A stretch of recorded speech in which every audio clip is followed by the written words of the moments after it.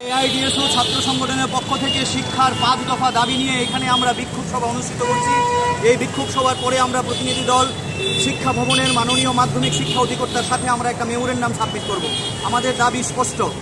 প্রথম দাবি হচ্ছে এই যে সারা রাজ্যব্যাপী যে বিদ্যাজ্যোতি প্রকল্প, সেই বিদ্যাজ্যোতি প্রকল্পে আমরা চাই এটাকে সম্পূর্ণরূপে বাতিল করা এবং প্রত্যেকটা স্কুলে প্রয়োজনীয় সংখ্যক শিক্ষক নিয়োগ করা, সরকারি শিক্ষা ব্যবস্থার পরিকাঠামোর উন্নয়ন করা, শিক্ষার সর্বস্তরে ফি মুকুব করা।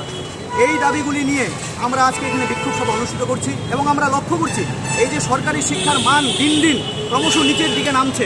প্রত্যেক দিনের পত্রপত্রিকায় আমরা দেখছি ছাত্রছাত্রীরা স্কুল ক্লাস বন্ধ করে তারা আজকে রাস্তায় বিক্ষোভ দেখাচ্ছে। কোথাও শিক্ষকের সমস্যা, কোথাও শিক্ষার বিভিন্ন সমস্যা।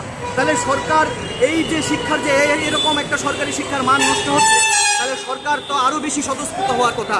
এবং আমরা তাও লক্ষ্য করছি যে দেখুন আপনারা প্রত্যেকটা স্কুলে শিক্ষকের অভাব। এই রিসেন্টলি 588টা স্কুলে একটা মাত্র শিক্ষক দ্বারা পরিচালিত হচ্ছে, আজকে পত্রপত্রিকা প্রকাশিত হচ্ছে। তাহলে কোথায় শিক্ষার গুণগত শিক্ষা? এবং এই বিদ্যাজ্যোতি প্রকল্পে হঠাৎ করে এই যে স্কুল ডেভেলপমেন্ট ফি, মাইগ্রেশন ফি প্রচুর টাকা নিচ্ছে, 2,500 টাকা। এবং এই আচমকা নবম শ্রেণী থেকে ইংরেজি শিক্ষায় পাঠদান করতে হবে। বহু ছাত্রছাত্রীরা এই ভয়ভীতি কাজ করছে, শিক্ষার থেকে দূরে সরে যাচ্ছে, সরকারি শিক্ষার মান ক্রমশ নিচের দিকে নামছে। তাহলে এই যে বিদ্যাজ্যোতি প্রকল্প জাতীয় শিক্ষানীতির এই অঙ্গ, এবং সরকার চাইছে যে সরকার এই শিক্ষা ব্যবস্থা থেকে একদম দূরে যেতে চাইছে এবং সমস্ত দায়ভার আজকে ছাত্রদের উপর চাপছে।